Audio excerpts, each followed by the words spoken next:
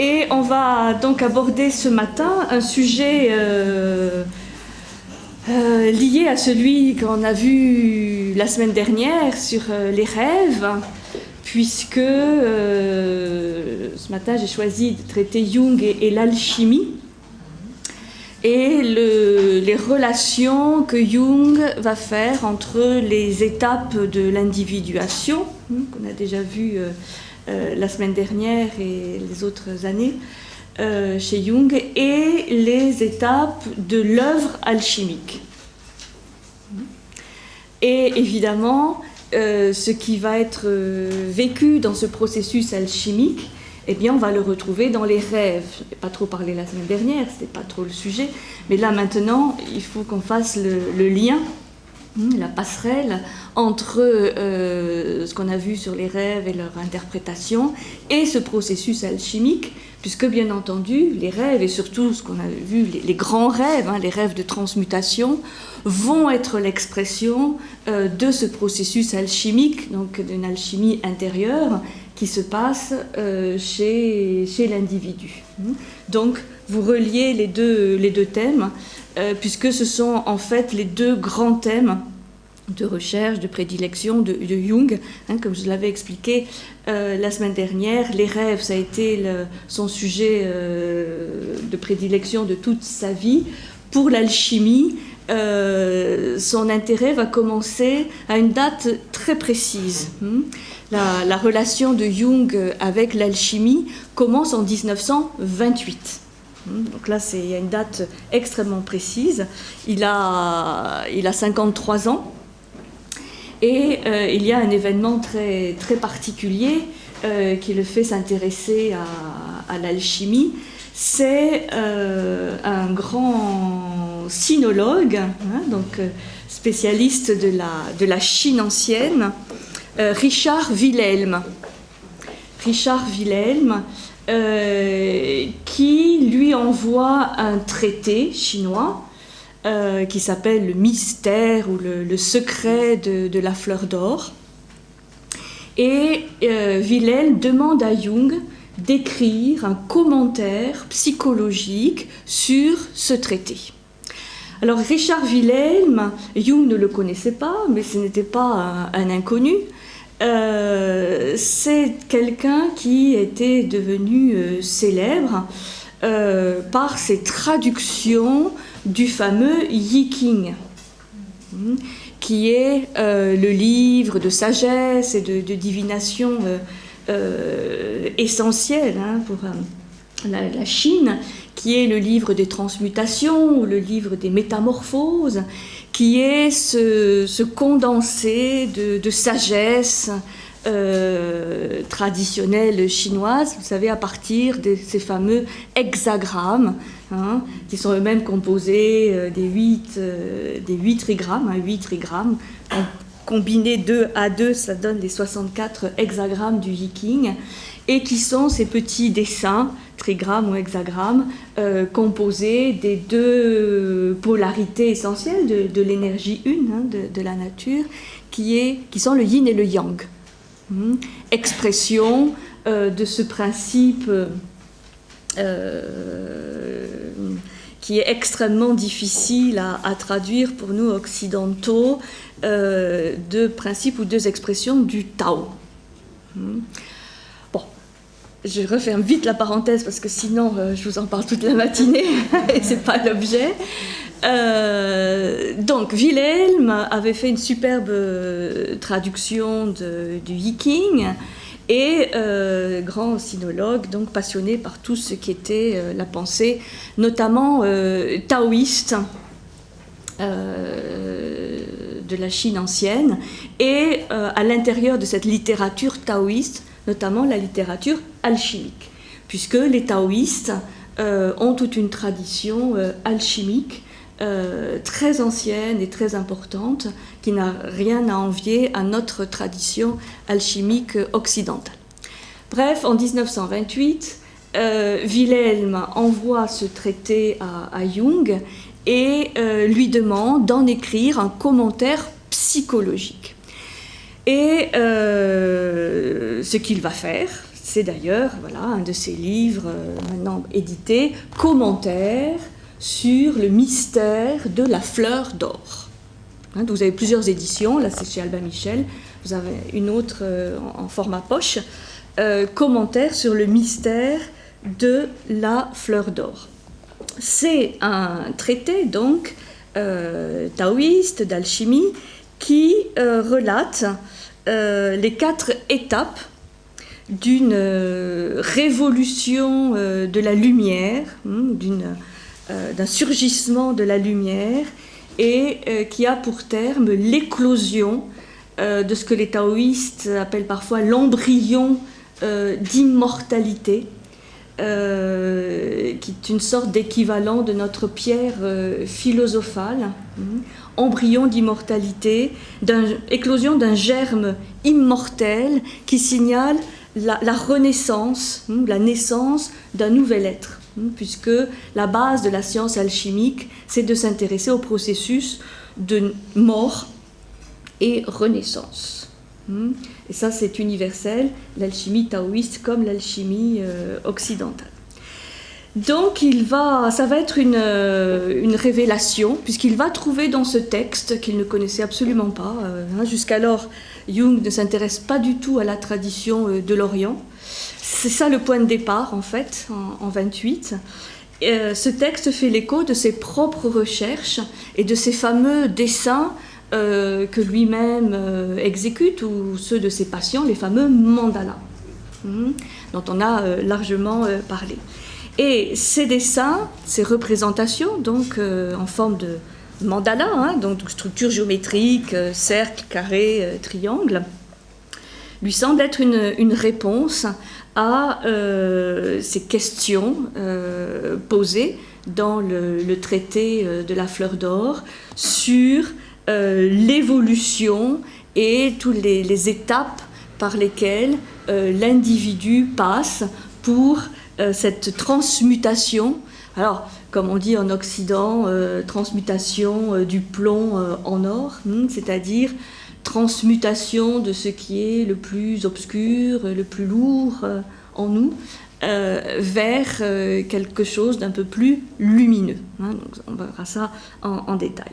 Et donc cette rencontre avec ce texte, puis avec Wilhelm, est vraiment un exemple remarquable de ce que Jung appellera après la fameuse synchronicité, c'est-à-dire ces espèces de moments privilégiés, de rencontres inexplicables, synchrones, où justement Jung s'intéresse à la psychologie des profondeurs et on lui envoie ce texte qui fait vraiment écho à ses propres recherches dans une forme complètement différente, évidemment, puisque la forme chinoise est extrêmement différente de la forme occidentale.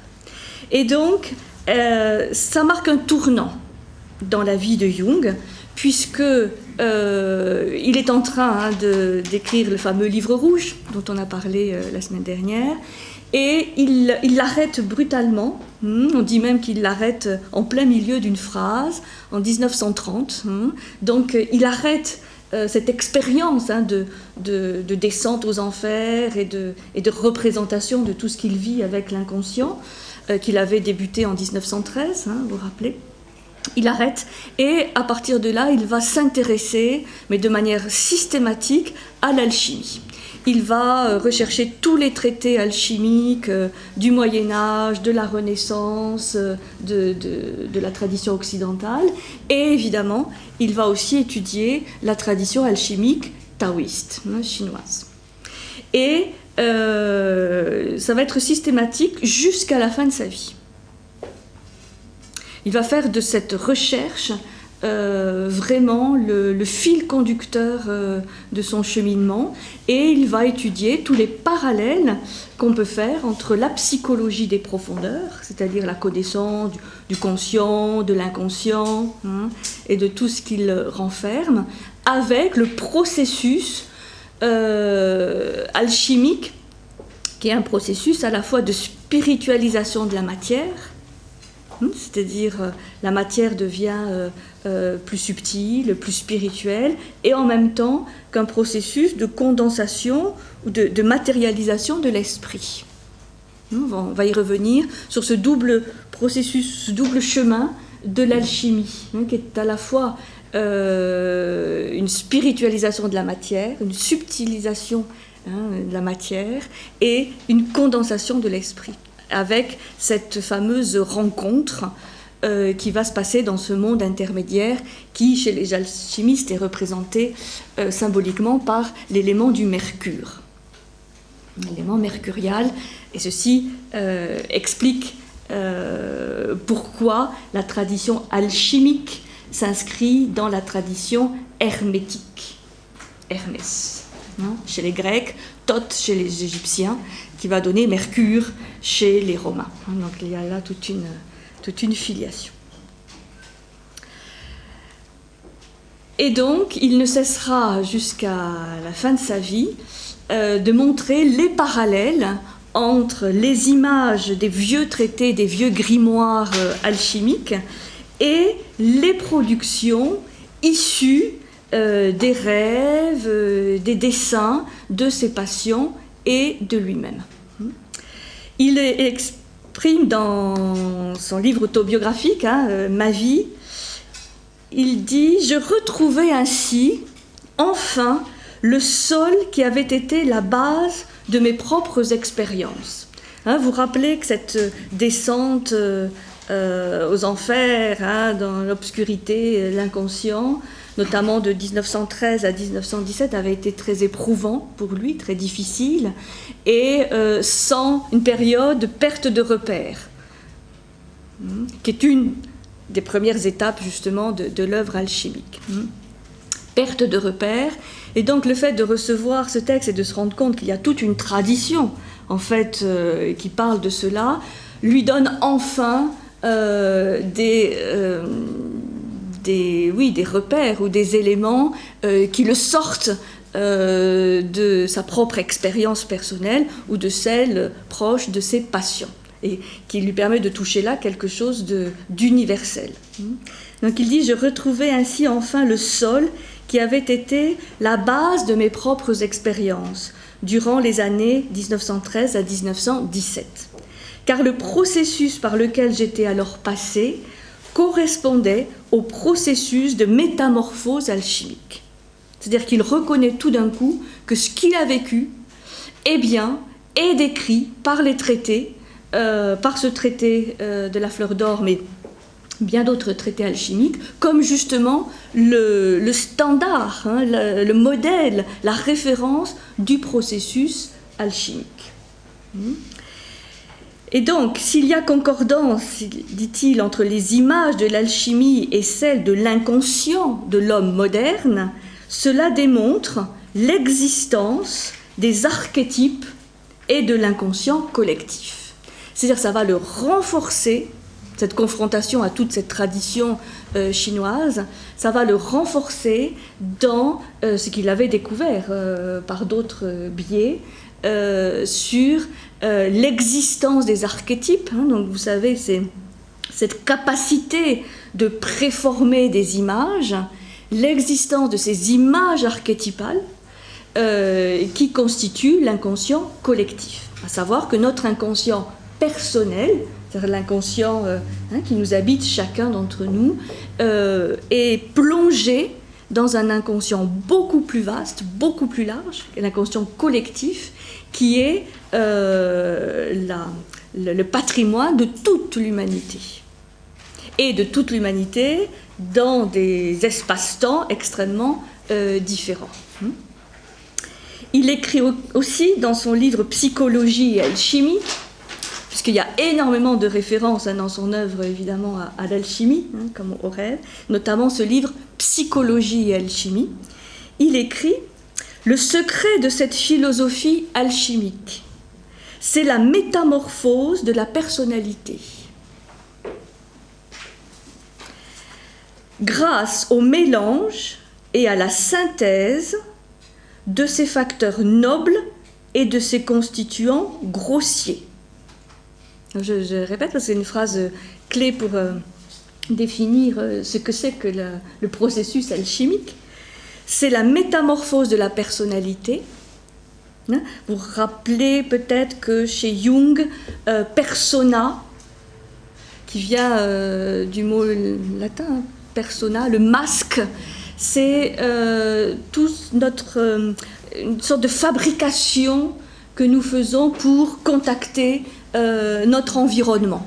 On y reviendra, c'est le masque social, c'est le masque que nous sommes constitués ou que nous continuons à nous constituer pour être en relation avec les autres et avec le monde, mais avec un certain nombre de conventions ou de codes, notamment éducatifs et sociaux, qui fait que ce masque parfois nous empêche de contacter notre identité profonde, et notamment le côté inconscient. Donc, la métamorphose de la personnalité venant du mot persona, le masque. Grâce au mélange et à la synthèse de ces facteurs nobles et de ces constituants grossiers. Ça, c'est une des caractéristiques du processus d'individuation chez Jung et du processus alchimique, que d'être toujours un mélange ou une synthèse ou une contradiction, une opposition, une confrontation d'éléments qui ne se ressemblent pas, d'éléments contraires, comme par exemple vont être le soufre et le sel, c'est-à-dire ou l'esprit et le corps, c'est-à-dire que l'alchimie est la science de ce que certains appellent le mystère de la conjonction des opposés. Mysterium Conjunctionis, c'est un des ouvrages de Jung. Le mystère de la conjonction des opposés, des contradictoires. Comment des opposés, des contradictoires, des éléments paradoxaux arrivent à communiquer entre eux, à se relier pour donner quelque chose de nouveau. C'est la science hermétique par excellence, étant donné qu'Hermès était le dieu des carrefours. Pas simplement des voyages, des commerces, mais aussi des carrefours, c'est-à-dire des croisements, des lieux où les choses se croisent. Les fameuses hermas, les pierres avec des représentations d'Hermès étaient placées au carrefour, au croisement des chemins. Donc l'alchimie, comme la psychologie des profondeurs de Jung, est la discipline et la science de la croisée de chemins, où il va falloir toujours croiser des choses contradictoires, apparemment contradictoires, mais qui en fait sont complémentaires, comme le conscient, l'inconscient, la persona, l'ombre, etc. On y reviendra. Donc, c'est la métamorphose de la personnalité grâce aussi à l'alliage des fonctions différenciées et de celles qui ne le sont pas. En bref, des épousailles dans l'être de son conscient et de son inconscient. Donc, voilà ce qu'est la science alchimique pour Jung. Les épousailles, c'est-à-dire l'union, le mariage du conscient et de l'inconscient. Des éléments qui ne sont pas différenciés encore avec les éléments qui le sont déjà. La conscience, on peut dire, sont des éléments différenciés. Quand on est conscient de quelque chose, c'est qu'on arrive à le circonscrire, à le différencier, à créer une distance avec l'élément dont on est conscient.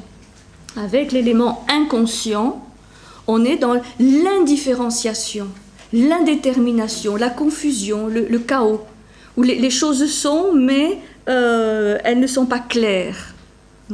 Donc le processus alchimique, c'est comment intégrer de plus en plus d'éléments inconscients dans le conscient, c'est-à-dire faire en sorte que ces éléments, jusqu'alors inconscients, deviennent conscients.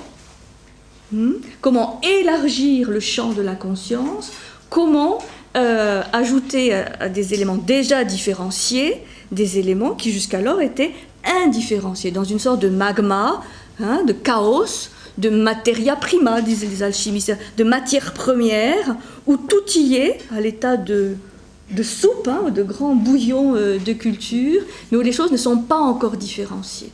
elles ne sont pas séparées. C'est pour ça qu'un des adages, un des principes de l'alchimie, c'est en latin solve et coagula, dissoudre et coaguler. Vous voyez, c'est toujours des éléments opposés. Dissoudre, ce qui se dissout, et ce qui se coagule. C'est toujours la double force centripète, centrifuge, comme une respiration. Et c'est en cela que c'est vraiment extraordinaire cette rencontre avec ce texte alchimique chinois, parce que c'est exactement ce que expérimente Jung depuis le début de ses expériences. Donc plus de 15 ans d'expérience, et là, tout d'un coup, il a les schémas, il a les explications d'une autre civilisation, d'une autre forme, mais qui fait vraiment écho, qui fait vraiment résonance. Bon. Voilà pour introduire un petit peu cette heureuse rencontre, cette épousaille aussi, finalement, entre l'Orient et l'Occident, entre une science plurimillénaire, qui est l'alchimie, et cette psychologie des profondeurs, on ne va pas dire découverte, mais plutôt redécouverte par Freud, puis par Jung. Alors, la période, donc ce début du XXe siècle, n'est pas très favorable pour Jung et pour tous ceux qui s'intéressent à l'alchimie, justement, n'est pas très favorable à l'alchimie. Pourquoi ? Parce que cette science et cet art alchimique a été un petit peu exécuté par le scientisme du 18e et 19e siècle, surtout 19e siècle. C'est-à-dire que l'alchimie est accablée de sarcasme, complètement méprisée, et au mieux vue avec condescendance comme une approche pré-scientifique. Et c'est ainsi qu'encore parfois aujourd'hui, on lit que l'alchimie est le précurseur de la chimie. C'est-à-dire, c'était gentil ces alchimistes, mais ils faisaient leurs expériences comme ça, dans leurs éprouvettes, leurs laboratoires, avant que, enfin, les scientifiques découvrent les éléments chimiques, la fameuse table de Mendeleïev, et donc c'est vu comme un balbutiement pré-chimique. Et c'est ainsi que, encore au début du XXe, est vue l'alchimie. Et on discrédite les alchimistes en disant que ce sont des chercheurs d'or, au mieux, en disant qu'ils cherchent à transformer le plomb en or, mais simplement pour s'enrichir. Et on passe complètement à côté de l'aspect spirituel, de l'aspect symbolique qu'est véritablement la transmutation du plomb en or. Pas du tout pour faire des lingots, mais pour transformer, comme il le dit, le plomb de la personnalité, c'est-à-dire ce qui est lourd, ce qui est obscur, ce qui nous attache à la matière, en quelque chose d'un peu plus subtil. Et l'or est évidemment représenté symboliquement comme étant l'aboutissement de cette transmutation.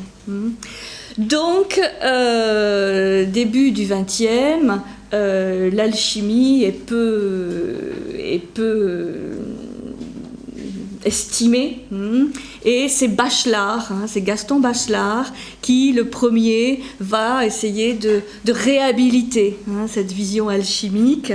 Il fut l'un des premiers à lui redonner une place de choix dans ses études sur l'imaginaire, puisqu'il va beaucoup parler de la symbolique des éléments, donc du feu, de l'air, de l'eau, de la terre, vous vous rappelez, et de l'importance de ces images symboliques pour l'individu, à l'état de veille comme à l'état onirique. Alors, il y a d'autres alchimistes qui continuent, évidemment, comme le mystérieux Fulcanelli, qui va écrire ce traité sur l'alchimie des cathédrales, ou Eugène Cancelier, au XXe siècle, qui continue à transmettre cette science alchimique, mais ils sont relativement peu nombreux. Ce qu'il faut savoir, c'est que, justement, comme l'alchimie est encore de nos jours assez méconnue, voire discréditée, c'est bien de savoir que, en fait, c'est un art et une science qui n'a jamais cessé d'exister, qui s'est toujours quand même transmise sous le manteau, parfois, de manière clandestine. Mais il y a une transmission depuis des millénaires sous sa double forme, symbolique ou spirituelle, mais aussi opérative. Il y a une double clé, symbolique, spirituelle, mais aussi opérative, dans le sens où les alchimistes, au moins certains, travaillent devant leur fourneau avec les éprouvettes, avec le feu, avec tous les éléments, pour vraiment voir concrètement cette transmutation de la matière, et pas simplement d'un point de vue théorique. Donc, c'est une science qui nous vient, nous dit-on, d'un fameux Hermès Trismégiste, le 3 fois grand, Hermès Trismégiste, qui est un personnage extrêmement mystérieux, qui est donc à la fois un dieu, le dieu Hermès, mais aussi un personnage qui semble-t-il a existé, ou plusieurs types de personnages du même nom qui ont existé, et donc très difficile de dire la date, disons premier millénaire, peut-être avant Jésus-Christ, ou voire peut-être plus ancien. Et c'est une science qui existe, bien entendu, en Égypte, très important, puisque l'Égypte, Égypte, c'est un mot donné par les Grecs, Égyptos, mais en fait, l'Égypte s'appelait le pays de Khem, le pays de la terre rouge, et Khem, on dit que c'est une des racines qui va donner alchimie. Donc, il viendrait de l'Égypte, du pays de Khem, mais aussi on le trouve à Babylone, dans cette civilisation très importante, mésopotamienne, et c'est par le monde arabe aussi que cette science va transiter, et elle va se répandre en Occident. Elle va être très importante au Moyen-Âge, et puis il va y avoir une recrudescence de la recherche alchimique à la Renaissance. Puisque, rappelez que les philosophes de la Renaissance, comme Marcille Ficin, comme Pic de la Mirandole, comme Giordano Bruno, s'intéressent à l'alchimie. Ils traduisent des traités alchimiques, et pour eux, il y a vraiment une continuité essentielle à sauvegarder entre les civilisations plurimillénaires, de Babylone, de l'Égypte, puis de la Grèce, avec l'Occident du Moyen-Âge et de la Renaissance. Donc ceux qui sont le plus connus en Occident, c'est les fameux Lulle, Ramon Lulle, Nicolas Flamel, Nicolas Flamel et sa dame Pernelle, et plus proche de nous, Paracelse. C'est important de citer Paracelse au XVIe siècle, puisqu'il est le premier, semble-t-il, à utiliser le mot d'inconscient. Et Jung va beaucoup étudier Paracelse. Il écrira plusieurs ouvrages, beaucoup d'articles, Paracelsica, sur ce médecin alchimiste très célèbre. Alors, comment ces alchimistes, tant égyptiens, babyloniens, grecs que de la Renaissance, se définissent? Ils disent que chaque alchimiste se propose, je cite Jung, de régénérer la matière. Régénérer la matière, ça veut dire que la matière est soumise à l'usure, à la dissolution, à la dégénérescence, et qu'il faut constamment le régénérer. C'est-à-dire lui apporter des constituants qui compensent ce phénomène d'usure, qui est naturel. Donc régénérer la matière en accélérant l'évolution des métaux. C'est-à-dire la matière première va être métallique, et notamment le plomb. Et en les purifiant, c'est-à-dire on accélère l'évolution des métaux, on les purifie jusqu'à l'obtention de la fameuse pierre philosophale, qui est à la fois la finalité de l'œuvre alchimique, mais aussi la conséquence. Pierre philosophale, c'est le terme utilisé en Occident. Élixir de jouvence ou élixir d'immortalité, c'est ce qui est utilisé plus comme expression par l'alchimie orientale. Cette transmutation met en jeu les 4 éléments, donc le feu, l'air, l'eau, la terre. Donc évidemment, dans le laboratoire d'un alchimiste, il y a du feu, il y a de l'air, dans la fameuse athanor, qui est ce vase clos, à l'intérieur duquel se passent toutes les mutations et les transformations, les métamorphoses de la matière. Donc les 4 éléments, il y a le côté aquatique aussi, bien sûr, les côtés résidus associés à la terre. Donc les 4 éléments. Les 3 principes vont travailler symboliquement et concrètement, de manière opérative, sur le sel, le mercure et le soufre, et l'énergie cosmique tout entière. Donc l'alchimiste, en fait, cherche à parachever le travail de la nature et être un participant conscient de cette régénération et de cet entretien permanent qu'il faut faire des éléments de la nature pour éviter leur désagrégation, leur dissolution et surtout leur permettre de manière accélérée d'arriver à l'évolution finale, enfin au terme de l'évolution de la nature. Donc l'alchimiste se présente comme un grand respectueux de la nature. Il ne viole pas la nature, il la respecte.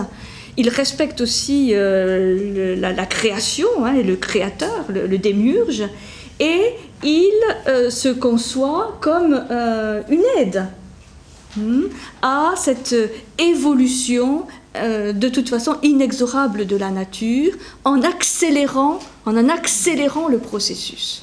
Donc ça c'est vrai pour les éléments de la nature extérieure, et ce travail renvoie à un même processus intérieur, c'est-à-dire une accélération de l'évolution intérieure de l'être.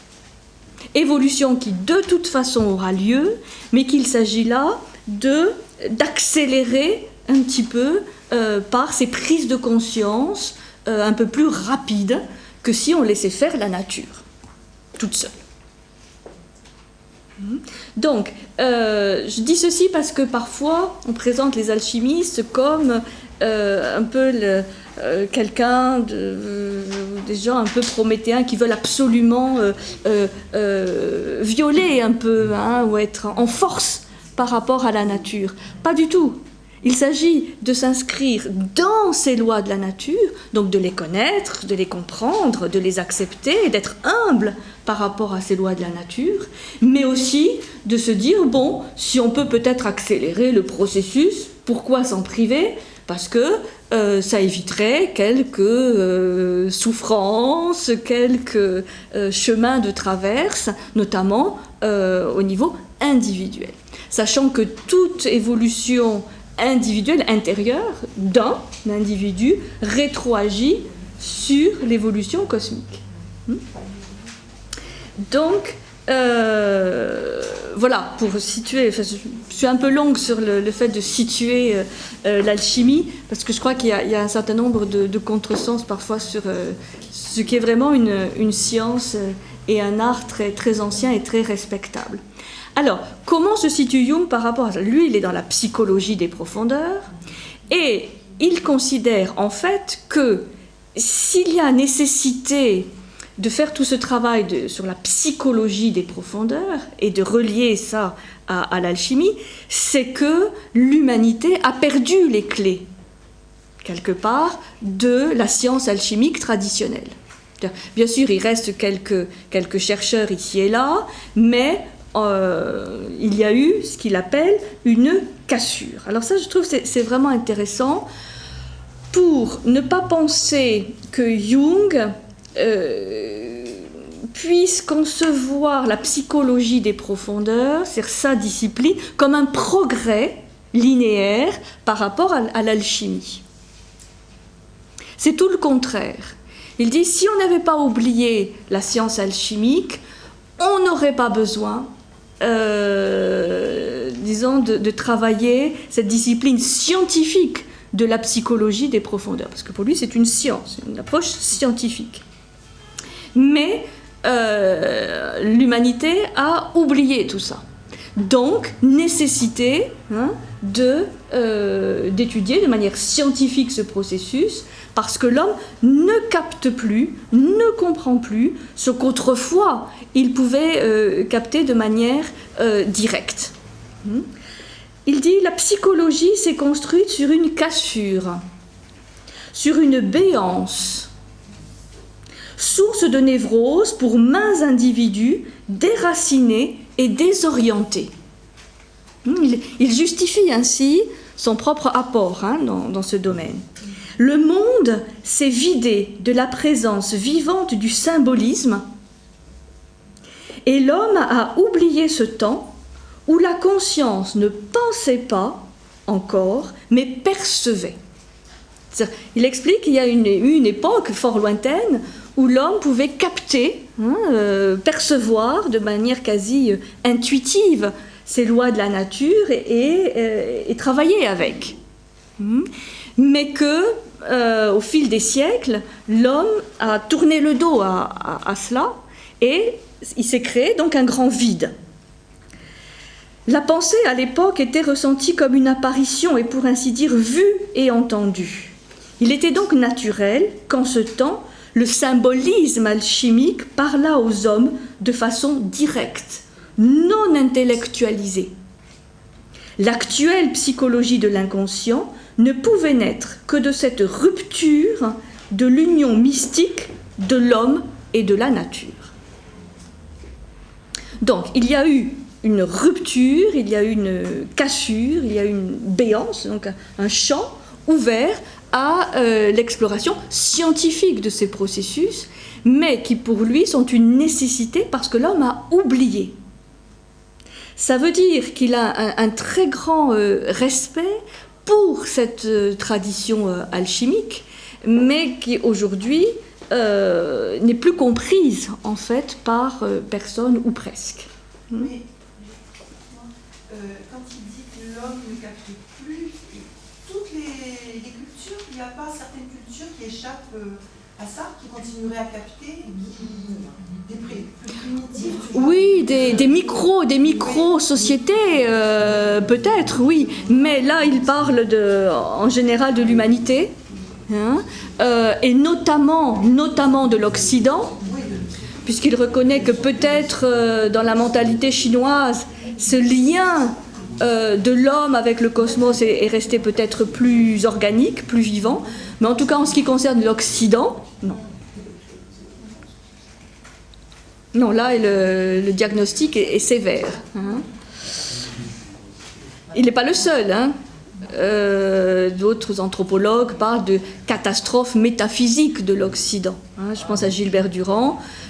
Catastrophe métaphysique, c'est-à-dire l'oubli de la dimension symbolique, l'oubli de la dimension spirituelle. Le mépris. Non seulement l'oubli, le mépris. Oui, le discrédit. Oui, tout à fait. Mais la conséquence en étant l'oubli. Et il dit quelque chose de très beau, je trouve. Depuis que les étoiles sont tombées du ciel et que nos symboles les plus sublimes ont pâli, une vie secrète règne dans l'inconscient. Donc en fait, il l'explique aussi d'une autre manière que ce qu'on a vu jusqu'à maintenant, l'inconscient comme tout ce patrimoine, ce réservoir d'images, de symboles, de mythes, auquel l'homme a tourné le dos.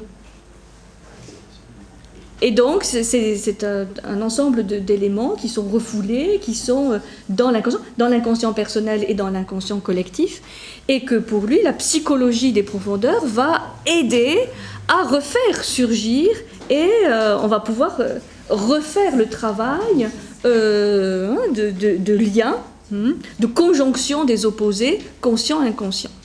Mais bien pour expliquer que ça n'a pas toujours été comme ça. Ça n'a pas toujours été cette béance métaphysique. Tout cela serait totalement inutile à une époque et dans une forme de civilisation qui possède des symboles. Donc tout ça pour dire qu'il ne considère pas son domaine, sa psychologie des profondeurs, comme un progrès ou quelque chose qui serait vraiment mieux que la vieille science alchimique, mais en tout état de cause, adapté à l'époque. Et plus encore, dit-il, l'alchimie permet de comprendre le lien existant entre la gnose chrétienne, la kabbale juive et la psyché actuelle. C'est-à-dire qu'elle reconstitue la continuité du filon ésotérique, en fait, donc entre le passé et le présent, mais aussi entre l'Orient et l'Occident. L'alchimie permet de comprendre le lien existant entre la gnose chrétienne, la kabbale juive, la psyché actuelle. C'est-à-dire, il va expliquer aussi, Jung, qu'en fait, tous les exotérismes religieux vont tourner le dos à cette vision alchimique, une vision symbolique. Le christianisme va tourner le dos à la gnose chrétienne, le judaïsme à la kabbale, l'islam, on va dire, au soufisme, aux approches plus symboliques. C'est général. Ça touche toute l'humanité. Que les exotérismes vont s'intéresser plus à l'aspect extérieur des croyances et moins à ce processus alchimique qui est un processus intérieur. Bon. J'explique tout ceci parce qu'en fait, l'œuvre de Jung a été parfois discréditée aussi ou récupérée. Enfin, disons, il y a eu beaucoup de controverses sur ce rôle respectif entre la psychologie des profondeurs, notamment jungienne, et l'alchimie. Alors, venons-en maintenant au lien, au parallèle que Jung fait entre le processus d'individuation, c'est-à-dire comment l'être humain peut devenir un individu, c'est-à-dire quelqu'un d'indivisible, une unité, et les étapes de l'œuvre alchimique. Donc il explique que l'homme éprouve un sentiment d'incomplétude, de manque,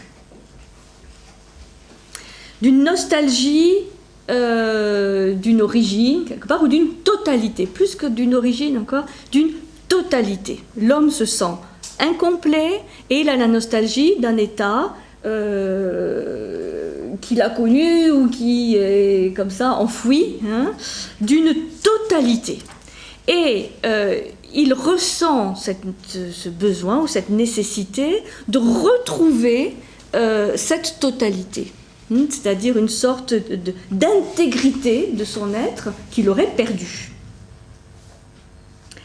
Donc, le processus d'individuation, c'est le fait que le moi, qui est le centre de la conscience, le centre du monde conscient, le moi, petit moi, s'ouvre de plus en plus à des choses qui lui sont différentes, qui résident dans l'inconscient, pour petit à petit élargir le champ de la conscience et récupérer un jour la totalité, si tant est que c'est possible, de ce champ conscient, peut-être vécu par le passé, mais aujourd'hui perdu.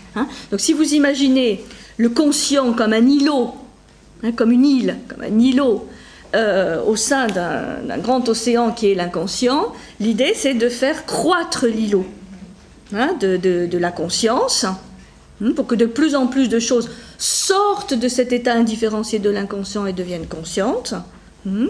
Et ceci va se faire par étapes avec des rencontres. Des rencontres qui ne seront pas forcément agréables, puisque, par définition, différentes de ce qui est connu. Puisqu'on peut dire ce qui est conscient, grosso modo, c'est ce qui est connu. C'est ce sur quoi on peut agir. Donc, il va y avoir la rencontre de l'ombre, on va revenir sur tout ça, la rencontre de l'ombre, la rencontre ensuite d'autres archétypes qui sont dans l'inconscient personnel mais aussi dans l'inconscient collectif. Et les deux grandes rencontres vont être avec l'animus et l'anima.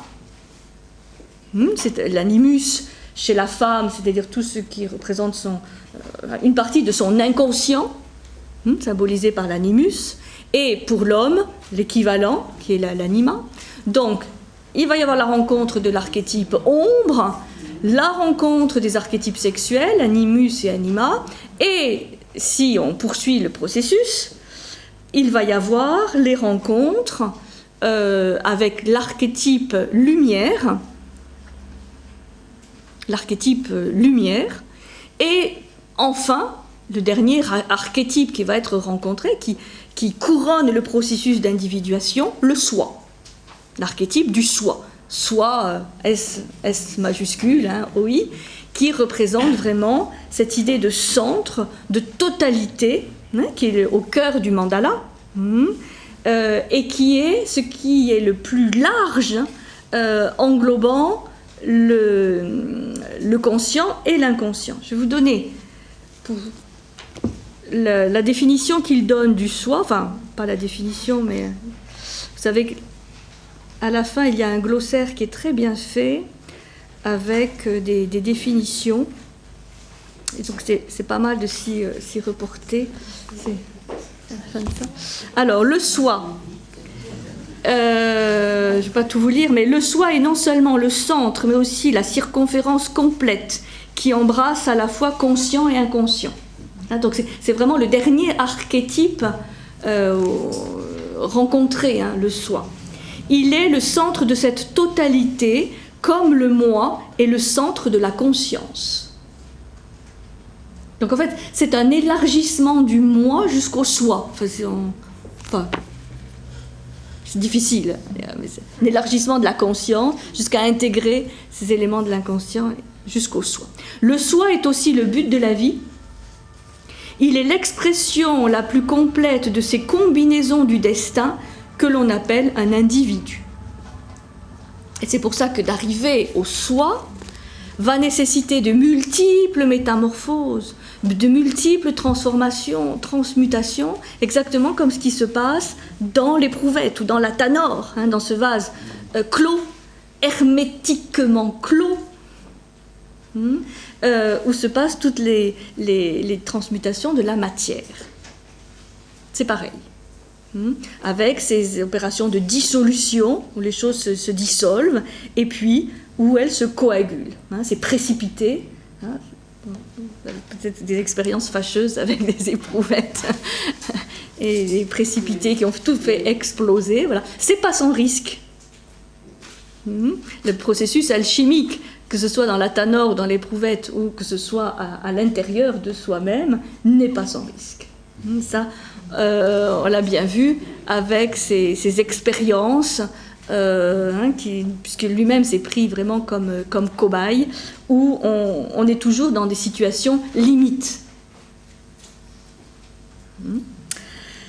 Donc, 4 étapes du processus d'individuation: la rencontre avec l'ombre, la rencontre avec l'archétype sexuel, animus ou anima, la rencontre avec l'archétype lumière, et enfin la rencontre avec l'archétype du soi. L'archétype lumière, c'est la rencontre avec ce qu'on a vu dans le Bardo Todol, la claire lumière primordiale, c'est-à-dire cet élément lumineux qui surgit tout d'un coup et avec lequel il faut pouvoir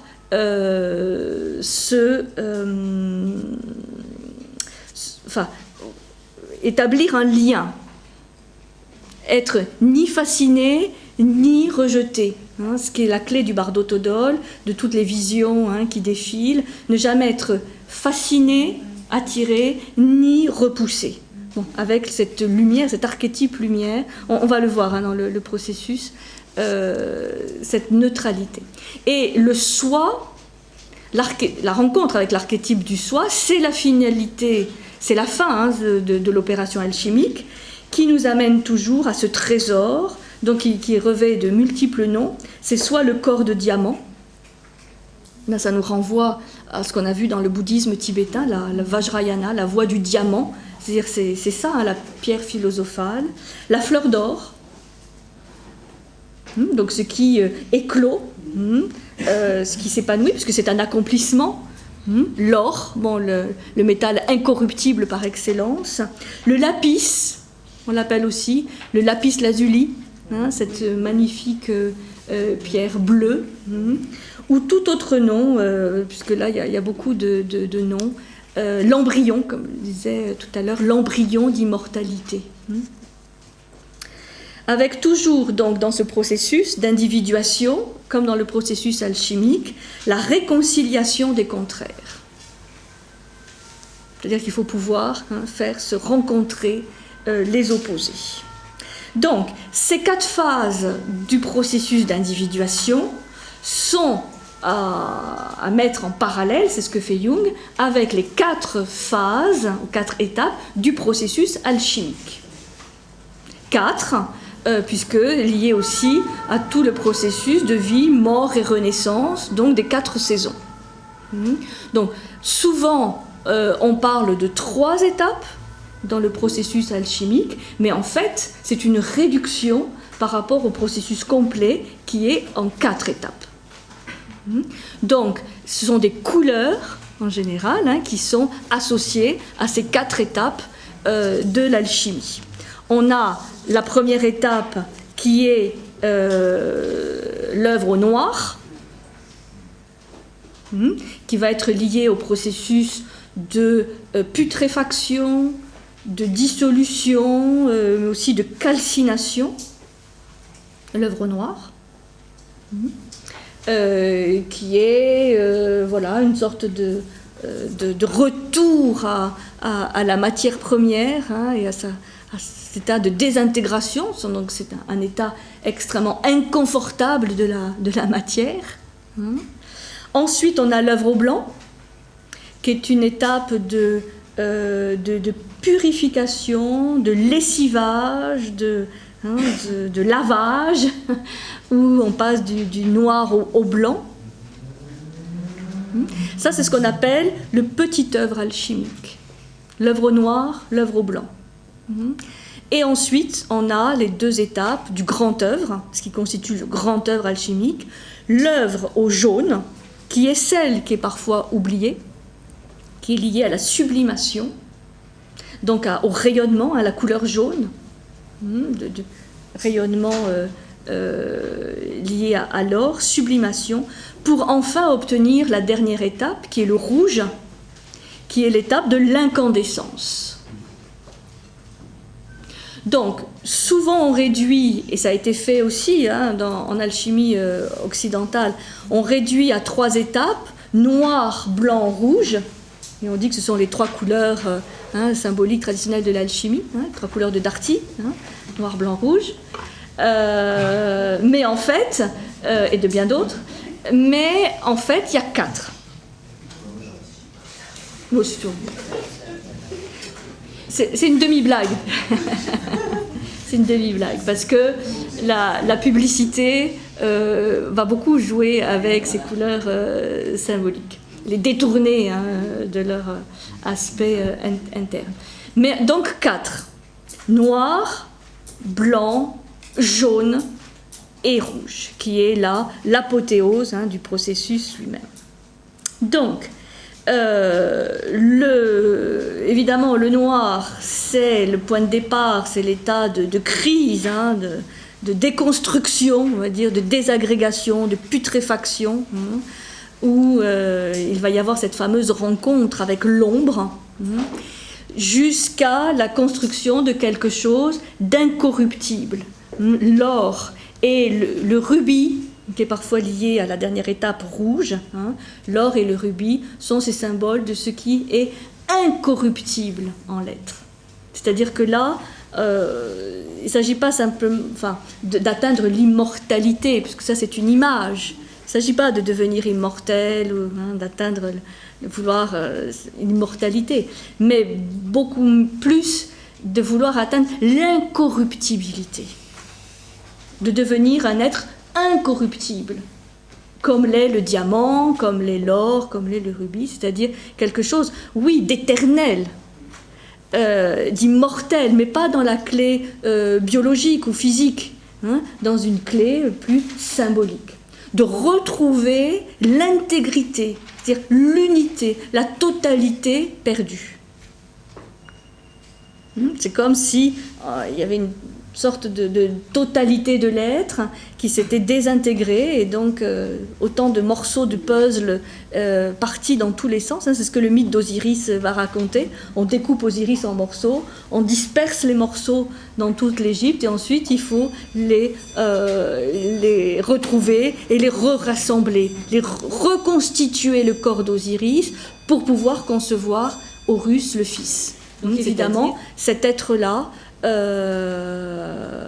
une conscience très, très, très large, très vaste, et il est lumineux, il rayonne.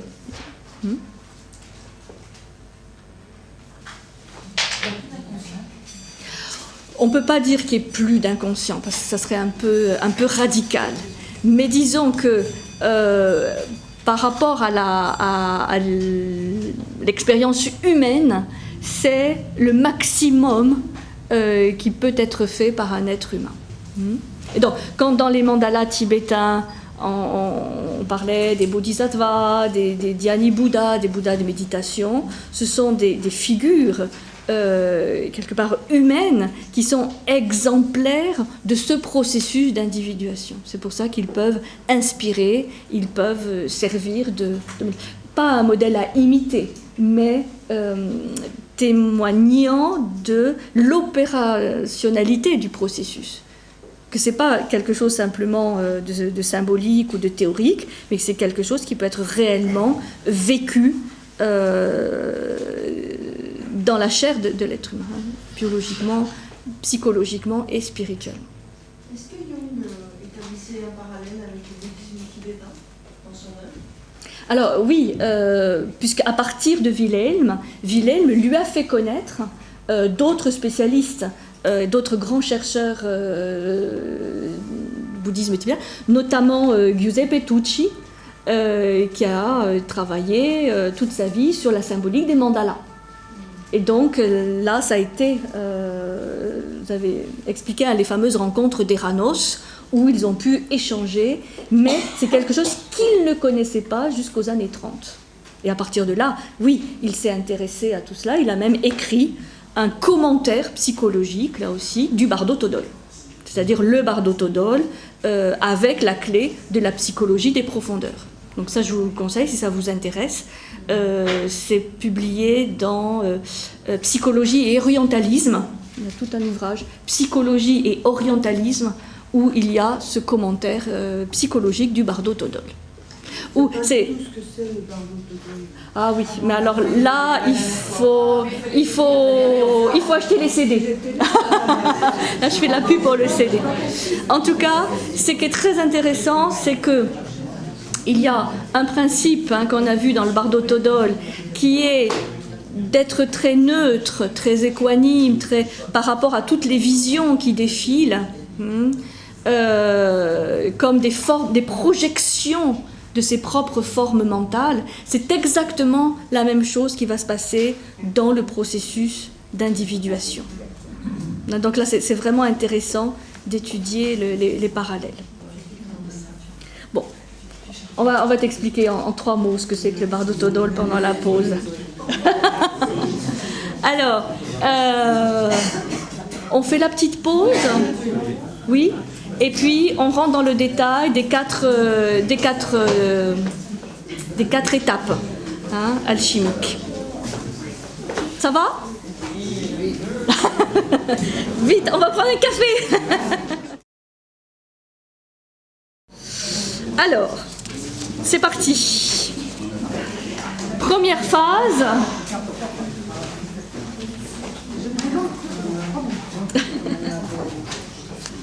Alors, quelques précautions, effectivement,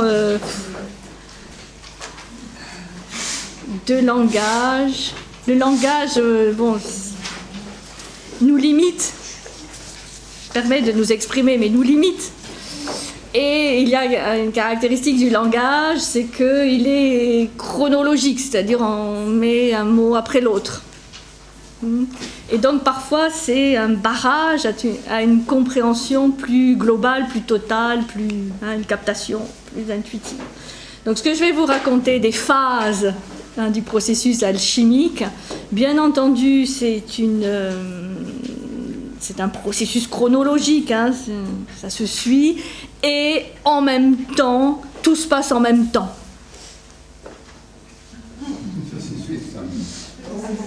Hein? Ça interagit. Hein? Voilà. Donc c'est pas une vision linéaire comme ça qui nous amène vers un progrès. Je sais qu'on est assez accroché à cette vision parce que bon, on a l'impression d'aller vers lendemain toujours meilleur, toujours mieux parce que c'est plus tard. Mais bon, disons c'est plus complexe. Hein, et donc il y a des interactions, il y a des boucles évidemment. Et feedback tout le temps. Donc voilà, faut pas oublier ça. Merci de me l'avoir rappelé parce que sinon tout ça est très rationnel et très beau, mais peu réel. Bon voilà, j'espère que j'ai mis un peu de confusion dans tout ça, parce que quand j'étais plus jeune et qu'on me disait « Ah, c'est super vos conférences, c'est clair », je prenais ça pour un compliment. Plus ça va, plus je prends ça comme pas un compliment. Parce qu'en fait, les choses sont beaucoup plus complexes et que quand c'est trop clair, c'est qu'on a réduit. Voilà, donc je crois que je vais finir par parler de moins en moins. Bon, alors, Nigredo, l'œuvre au noir. Bon, c'est le terme latin. L'œuvre au noir, bon, bien connu grâce à Marguerite. L'œuvre au noir. Donc, c'est la période de confusion, de dissolution, de putréfaction. Hein, en alchimie occidentale, on va associer cette phase au corbeau. Hein, c'est une descente aux enfers, une crise qui va être, dans la vision jungienne, caractérisée par la rencontre avec l'ombre. C'est-à-dire que c'est le moi conscient qui va devoir se confronter avec ce qu'il a jusqu'alors repoussé ou rejeté, qu'on appelle l'ombre. Alors, je vous rappelle, toujours revenir quand même à la Bible, l'ombre,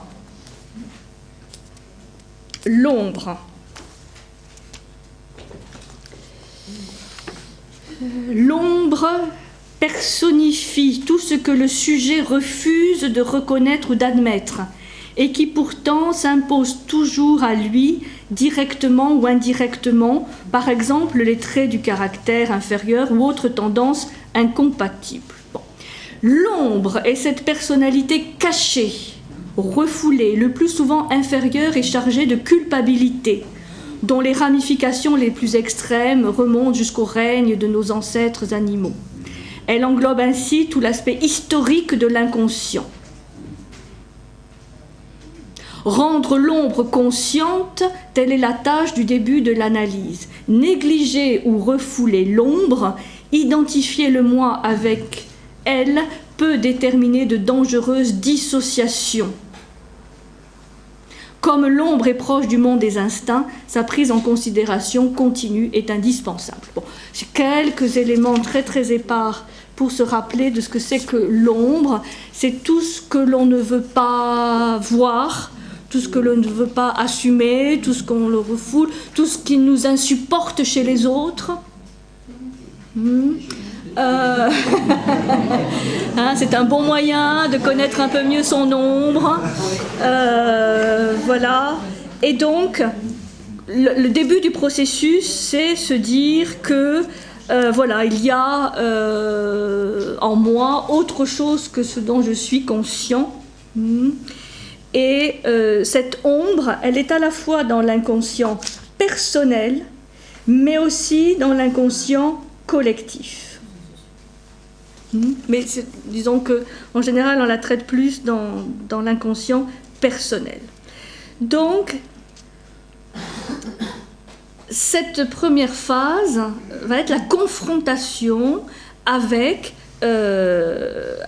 l'ombre, c'est-à-dire avec ce qui est refoulé, non assumé, donc ce qui est dérangeant. Et c'est, entre autres, ces messages de l'ombre qu'on va avoir dans les rêves.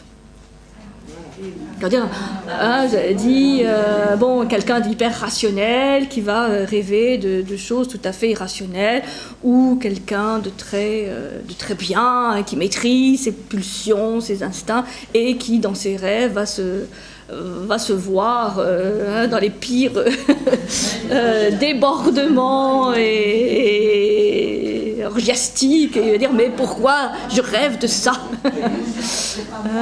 Donc, se confronter à son ombre engendre d'abord une phase de confusion, de dissolution, où on peut perdre ses repères.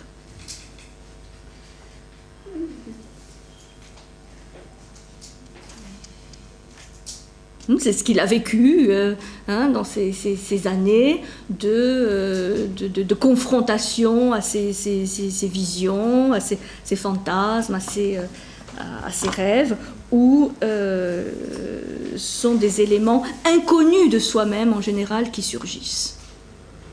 Donc, soit le masque, l'aspect persona, est plus fort, c'est-à-dire tous les conditionnements sociaux, éducatifs sont plus forts, et dans ce cas-là, le processus de l'œuvre au noir ne peut pas se faire. C'est le persona qui reste vraiment le maître à bord et qui a peur de se remettre en cause. Et le début du processus oblige à accepter de remettre en cause ce persona, cette toute-puissance de la persona, du masque. Ensuite, on a l'œuvre au blanc. Oui ? Est-ce qu'il nous donne des clés pour justement accélérer ce que tu dis tout à l'heure, ce processus-là? Est-ce qu'il nous donne des clés? Alors tu dis que c'était aider la nature à faire son ouvrage plus vite, quoi. Oui, non, il donne des clés. Alors, une des clés, c'est l'étude et l'interprétation des rêves. Puisque, pour lui, les rêves sont les expressions de, justement, cet inconscient qui cherche à s'exprimer. Et si on arrive à comprendre, analyser, interpréter, utiliser même les rêves, on peut être en accord avec ce processus. Mais avec ce que je vous avais vraiment expliqué la semaine dernière, c'est jamais un rêve isolé qui est significatif, c'est toujours des chaînes de rêves, de plusieurs centaines de rêves, donc sur plusieurs mois, plusieurs années, qui peuvent être significatifs. Un rêve isolé n'a jamais en lui-même de sens, puisque c'est un processus. Est-ce que ce que vous m'écrivez à propos de l'œuvre noire, c'est manifestement, ça vient de Jung, est-ce que c'est seulement l'interprétation de Jung à propos de l'œuvre noire, ou est-ce qu'on trouve ces explications-là dans des anciens textes de l'alchimie? Alors, lui a une clé psychologique. C'est la psychologie des profondeurs de Jung. Évidemment, il ne fait que redécouvrir ou reprendre des éléments de la science alchimique traditionnelle, qui, eux aussi, ils ne parlaient pas d'inconscient. Oui, mais extrêmement difficile d'accès, puisque tout est codé, tout est en langage symbolique, tout est... Et ce n'est pas un langage clair. Disons, décoder un traité alchimique du Moyen-Âge ou de la Renaissance, c'est extrêmement complexe. Donc l'intérêt du travail, de l'énorme œuvre de Jung, c'est de nous rendre ces traités relativement accessibles. Alors, comme je disais tout à l'heure, le traité chinois, le fameux traité chinois de la fleur d'or. Bon, voilà, vous avez 4 planches.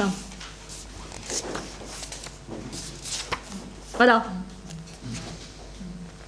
Là, il y a quelques commentaires, mais très peu. Hein, et des phrases, des poésies. Parce que le langage alchimique est un langage symbolique, donc aussi un langage poétique, qui est le seul langage qui permet de parler des contradictoires, de parler des paradoxes, sans disons, réduire trop le message. Donc, voilà, c'est très sibyllin, c'est très symbolique, c'est très concis, et c'est pas du tout d'accès, c'est ce qui a donné le terme hermétique. Hein, pas que c'est incompréhensible, mais difficile d'accès. Hein. Voilà. Donc, ce n'est pas que ce que redécouvre Jung n'était pas dans les anciens traités alchimiques, simplement, là, c'est un travail de divulgation aussi, de vulgarisation qu'il a fait. Et d'autres personnes ont dû faire ce travail. D'autres chercheurs ont dû faire ce travail de recherche sur l'alchimie. Peu. Alors, après, il y a soit les alchimistes eux-mêmes qui font de l'alchimie opérative et où c'est très difficile de transmettre quelque chose de compréhensible, de clair, parce qu'ils sont dans un monde symbolique. Soit il y a les universitaires qui font des recherches sur, je pense par exemple à Antoine Fèvre, qui est un grand spécialiste de la littérature hermétique, ou Françoise Bonnardel, qui écrivent des choses magnifiques, mais qui ne rentrent pas forcément dans les textes des grimoires, quoi. C'est un champ à découvrir, et puis, je pense pour l'alchimie, enfin, c'est comme pour l'astrologie, ou c'est comme pour bien d'autres disciplines traditionnelles, ce sont des disciplines qu'on ne peut comprendre qu'en les pratiquant. Enfin, c'est comme étudier la Kabbale hébraïque, un prérequis, c'est quand même de connaître l'hébreu. Sinon, on a une vision intellectuelle, théorique de la Kabbale. Mais si on ne pratique pas l'hébreu de l'intérieur, c'est très complexe. Ou l'arabe pour le soufisme. Donc, il y a ceux qui s'y intéressent et qui en parlent, et puis il y a ceux qui pratiquent pour lesquels c'est très très complexe. Enfin, on avait invité Pascal Boucher il y a quelques années à des conférences. Bon, c'est une première approche, mais après ça devient très vite très abstrait parce que ça demande une très grande connaissance des symboles. De la symbolique des métaux, enfin la symbolique des couleurs, la symbolique des éléments de la nature, enfin assez profond. Et c'est cette connaissance des correspondances, puisque la science alchimique, la science hermétique, c'est la science des correspondances. Tout est relié, tout est en correspondance. Donc dès qu'on touche un domaine, ça ouvre sur tous les autres. Donc c'est immense, quoi. Bon, alors, je vous propose de continuer, sinon on ne va jamais arriver au rouge. Donc la deuxième, c'est l'œuvre au blanc, albédo, A-L-B-E-D-O, albédo, l'aube, hein, alba, l'œuvre au blanc. Donc là, c'est une fois, sachant qu'une fois, c'est jamais définitif, hein, que la rencontre avec l'ombre est relativement assumée. Donc, cette rencontre avec l'ombre doit nous conduire à l'assimiler. Donc il y a une assimilation d'éléments qui étaient jusqu'alors inconscients, hein, dans l'ombre. On assimile sans juger, ça c'est une des clés essentielles, et donc intégrer ce qui paraît peut-être négatif en soi au départ, mais qui doit absolument prendre place dans le champ de la conscience. Donc ça suppose abandonner ses préjugés, faire preuve d'une grande force morale, puisque ça amène à se voir totalement autrement.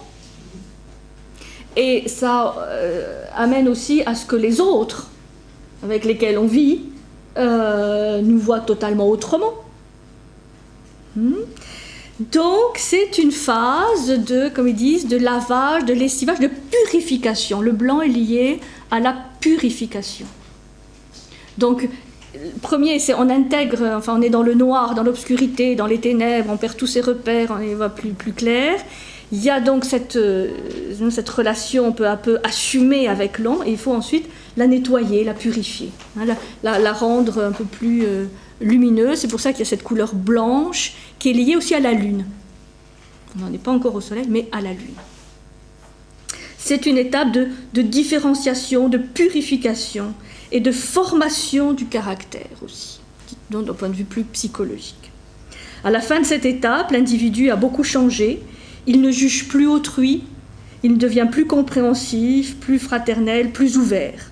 Il a relativisé ses jugements, enfin, il est capable d'accepter l'impensable, l'indicible, dans une attitude à la fois d'ouverture, mais aussi, ça peut paraître contradictoire, d'affirmation de ce qu'il est, dans une vision plus large de lui-même et des autres, et de la nature. Donc il y a un élargissement du champ de conscience.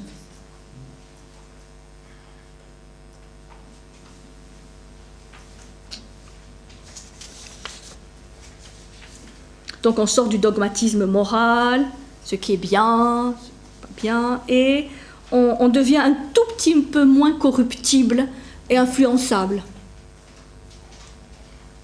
Moins poreux, je dirais, par rapport au monde, par rapport aux autres, par rapport à l'univers, mais sans se refermer sur soi. C'est toujours ce paradoxe d'une conscience plus centrée, plus affirmée, qui permet de s'ouvrir davantage à l'autre et au monde. C'est les deux en même temps. Donc ce n'est pas un centrage qui est un renforcement de l'ego, un persona, c'est un centrage à un autre niveau pour permettre cette ouverture et cette intégration de choses complètement nouvelles.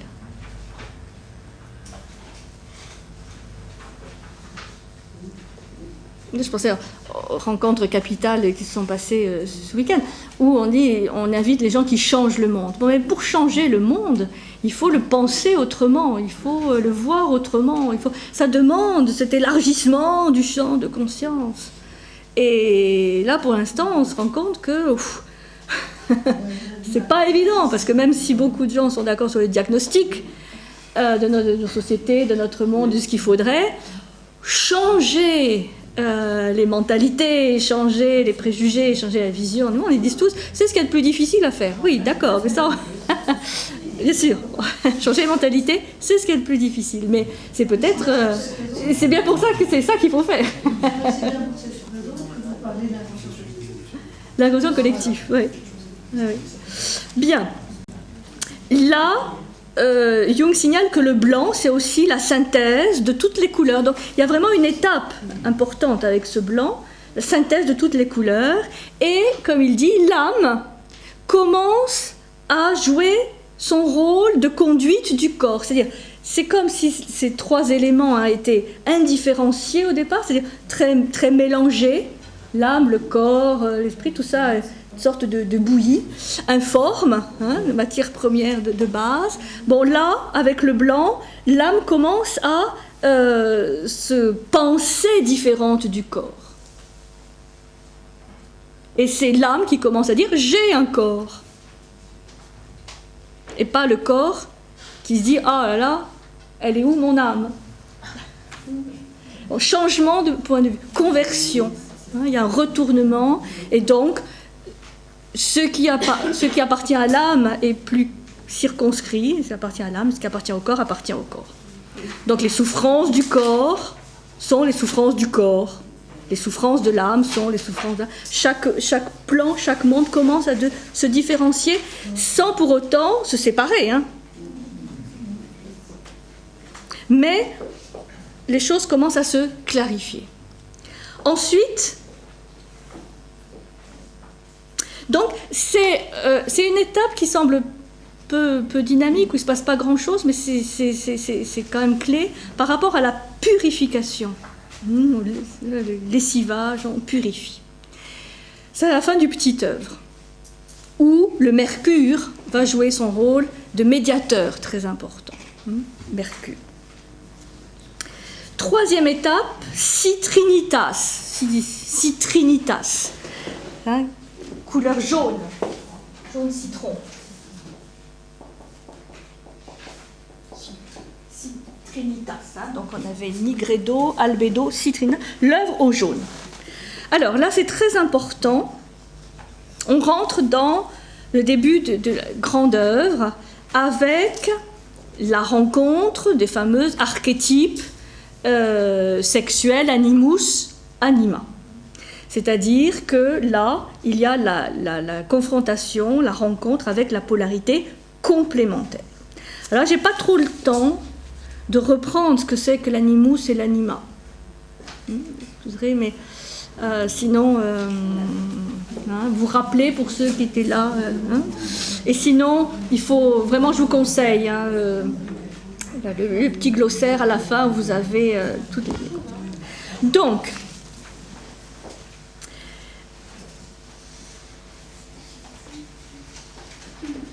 dans l'inconscient de l'homme réside une image collective de la polarité opposée. J'ai dit c'est l'anima.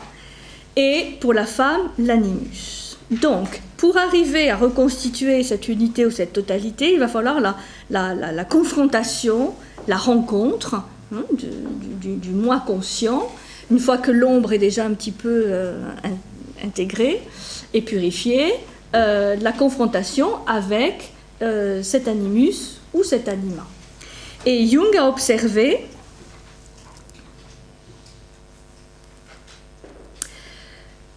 une évolution des images, ou des visions, ou des symboles qui accompagnent la progression de l'être.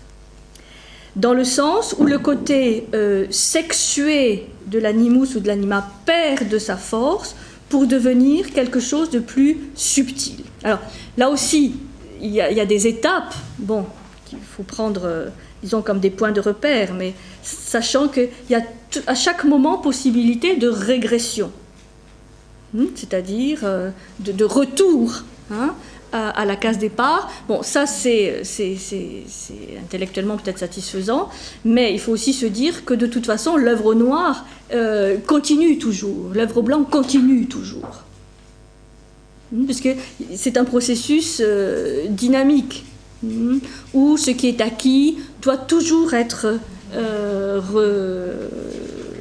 re-questionné, remis en cause, etc. Non, c'est des grandes étapes. Donc, la figure féminine de l'anima, par exemple, pour l'homme, peut passer de l'image de la femme primitive, fortement sexualisée, à l'image féminine de la sapientia, de la sagesse. Donc, il dit que les images de l'anima vont passer par la femme primitive, l'image fortement sexuelle qui représente les relations purement instinctives et biologiques, donc ce qui entre autres va apparaître dans les rêves. Ensuite la femme romantique, donc c'est plus la femme inspiratrice, qui est plus simplement la contrepartie sexuelle.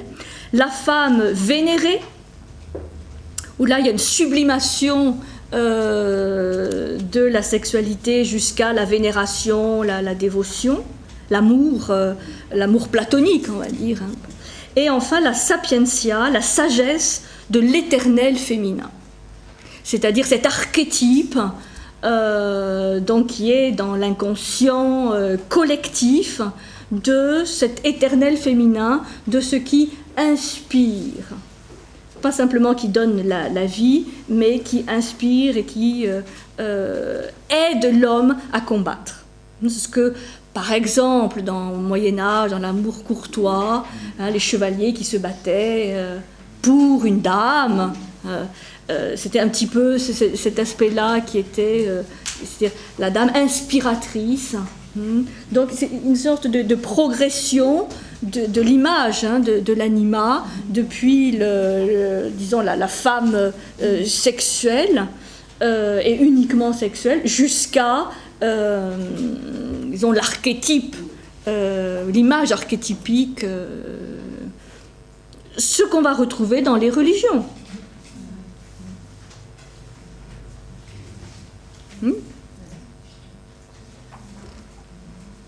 Bon, ça serait un peu long. Mais... de la même manière, pour la femme, on a la figure de l'animus, qui, là aussi, va partir de l'homme primitif, sauvage, enfin, dans le sens de l'homme pulsionnel, une image fortement sexualisée, personnification du pouvoir physique.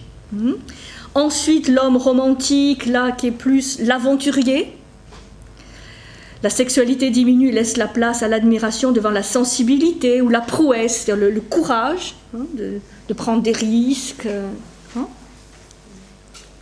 Ensuite, la figure masculine de l'animus devient celui qui parle, celui qui a la magie de la parole, la lumière éclairante du professeur, du leader politique ou religieux. Il y a une force ou une puissance et qui s'exprime à travers les mots, la parole. Et enfin, le savoir masculin, le logos. Vous voyez, c'est la sagesse féminine et le logos, le verbe, le savoir masculin. L'animus est alors symbolisé par le sens ultime de l'existence. C'est les grands philosophes, les grands maîtres qui enseignent les sentiers secrets. Et qui va donc donner à la femme une grande fermeté et assise et centralité spirituelle. Qui va pouvoir permettre d'avoir des idées créatrices aussi, souvent à contre-courant de son époque. Et pour l'homme, l'anima va lui donner cette recherche de la sagesse, de l'harmonie.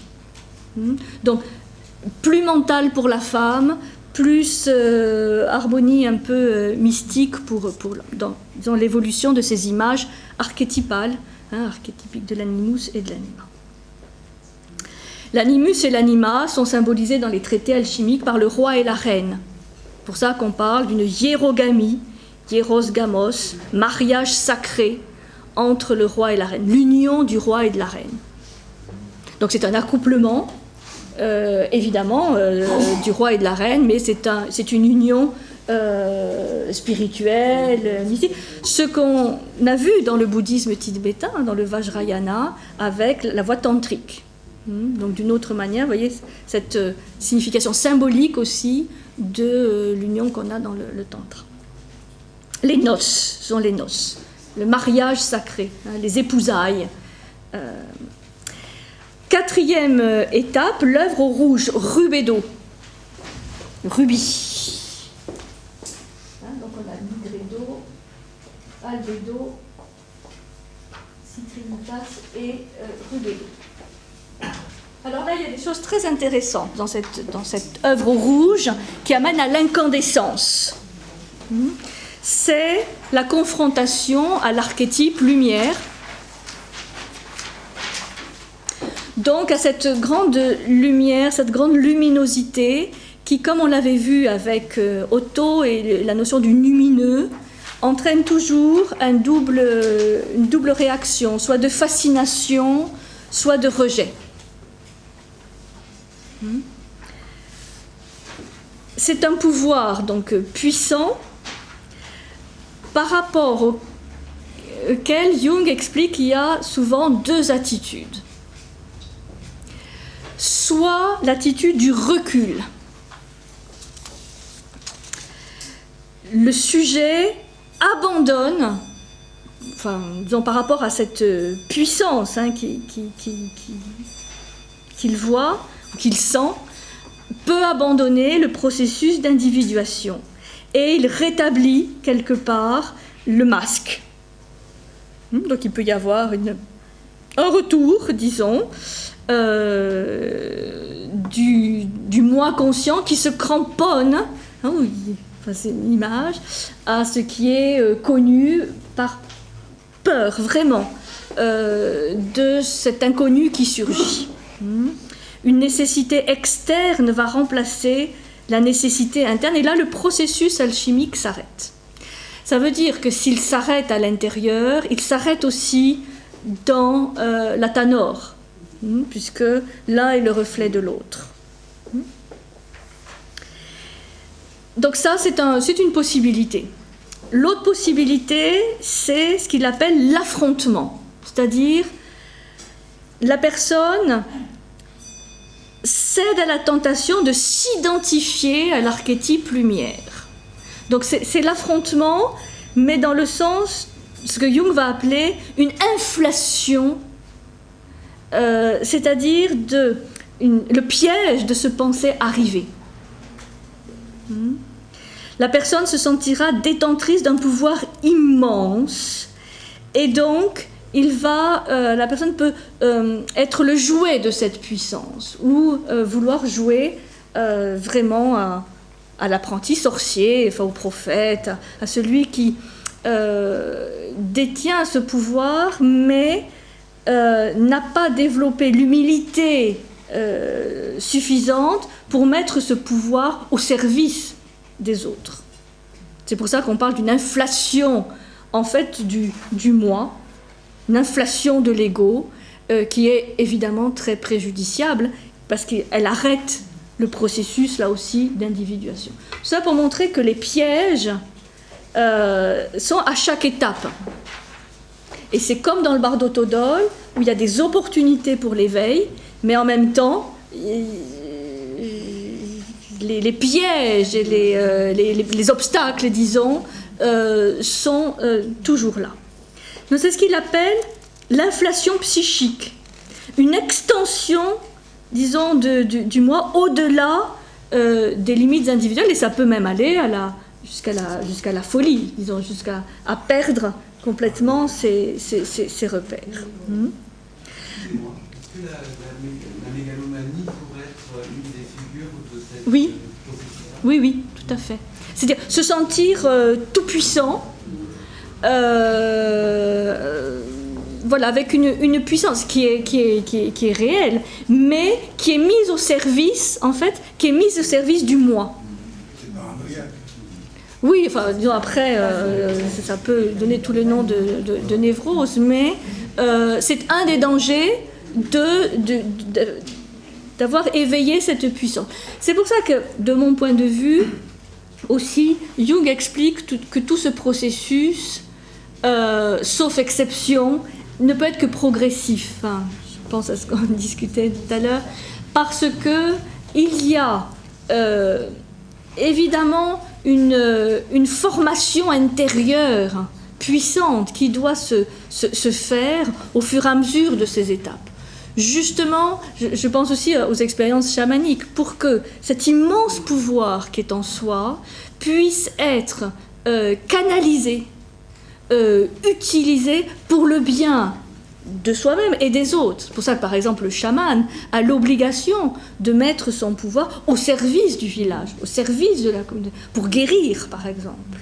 Et que s'il ne le fait pas, c'est la folie, ou c'est la mort.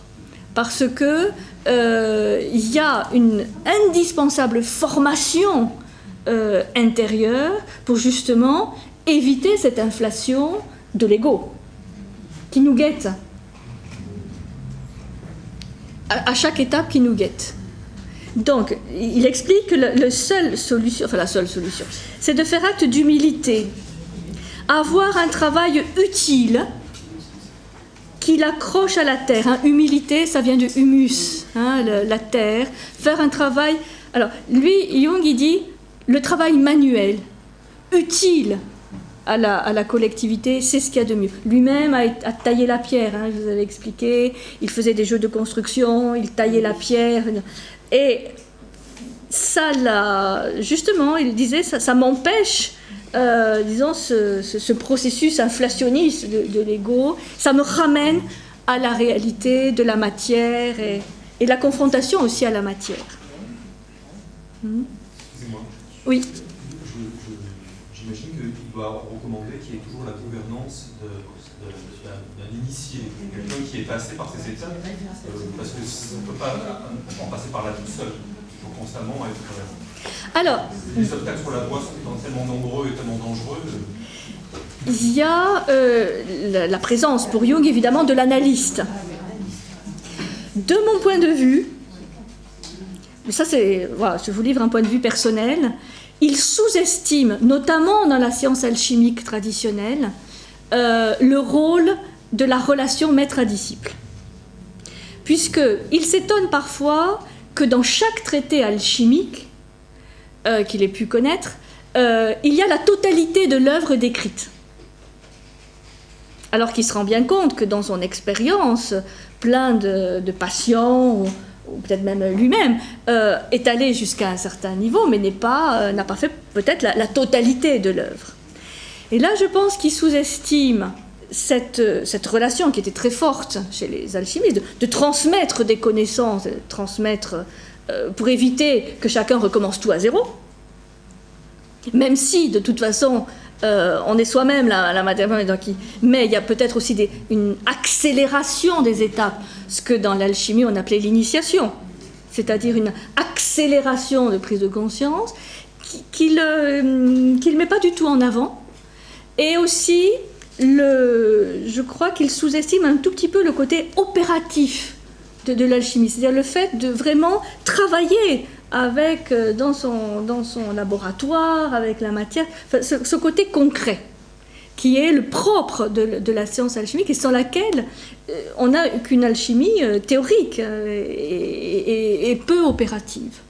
Donc, je ne sais plus quelle était la question du départ, mais... Les dangers de la voix et la nécessité d'avoir le... Voilà. Donc, lui explique évidemment le rôle de l'analyste et aussi tout ce qui existe comme transfert entre l'analyste et le patient, mais je crois que là il n'a pas bien,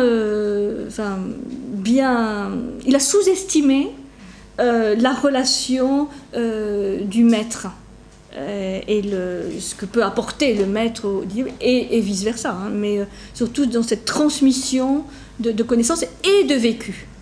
Et de ce point de vue, il touche, mais de manière tangentielle, la notion d'initiation. Ce qui prouve pour moi la justesse de ce qu'il dit par rapport à l'explication de la béance ou de la cassure qu'il y a eu. Parce que, évidemment, dans les sociétés égyptiennes, enfin dans les civilisations babyloniennes, grecques, cette notion d'alchimie était indissociable de la notion d'initiation et de relation maître à disciple. Parce que c'est la transmission de connaissances, mais aussi la transmission d'un vécu. Donc, de ce point de vue, là, je crois qu'il a sous-estimé, passé un petit peu à côté, me semble-t-il. Vous étudierez ça. Ce qui, pour moi, est quand même un problème par rapport à la pérennité et à la divulgation de sa pensée. Parce qu'il n'est pas normal que 50 ans après sa mort, on connaisse si peu Jung. Et là, il y a peut-être un problème, justement, de formation de disciples. Là, je m'avance probablement beaucoup. Mais, alors, donc, si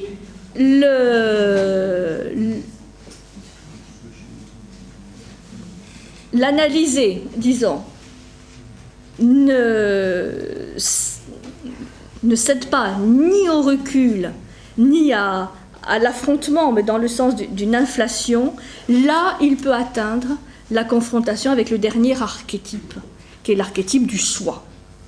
Et là, on a peu d'éléments de Jung là-dessus, mais c'est le retour donc à la totalité, hein, à l'intégrité, à l'unité, et c'est la fin du processus d'individuation, c'est aussi le grand œuvre alchimique, c'est-à-dire on est arrivé à la pierre philosophale qui va transmuter, disons, qui est la source de toutes les métamorphoses, de toutes les transmutations.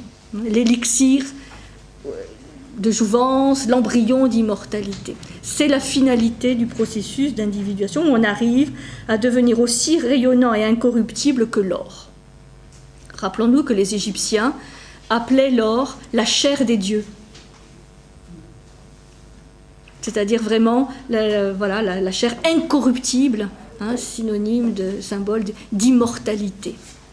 D'arriver à construire en soi quelque chose d'imputrescible. Et on arrive aussi, avec ce soi, à cet archétype du soi, à ce que Jung appelle l'archétype de l'homme universel. C'est-à-dire que là, on touche à un aspect totalement transpersonnel. C'est fini. Il y a le côté personnel, c'est fondu dans le côté transpersonnel, donc le côté collectif, puisque le soi est évidemment un archétype de l'inconscient collectif. Donc, archétype de l'homme universel qui transcende toutes les cultures et toutes les époques. Et là, on peut toucher du doigt ce que un être humain d'une toute autre civilisation, d'une toute autre époque, d'un tout autre contexte, a pu aussi expérimenter. Donc, ce que Jung reconnaît, c'est que l'alchimie va donner à cette analyse, enfin cette psychologie des profondeurs, le sens de la quête. Puisque on parle vraiment d'une quête alchimique. C'est-à-dire il y a une orientation, il y a une finalité, il y a une direction vers laquelle aller très claire dans l'alchimie. Et que l'alchimie va apporter à la psychologie des profondeurs ce sens de la quête, c'est-à-dire va donner une orientation à la quête. Parce que sinon, il est vrai que cet inconscient étant tellement énorme et tellement mystérieux que s'il n'y a pas une quête précise, à la fois fulgurante et progressive, on peut vraiment tourner en rond. Ça voudrait dire alors que l'œuvre rouge, elle est inatteignable, et que si c'est une quête, elle est par essence même inatteignable, elle peut en devenir potentielle, quoi. Disons, non, elle est atteignable. Alors après, ce qui peut changer, c'est si cet archétype du soi est capté de manière ponctuelle ou de manière plus pérenne.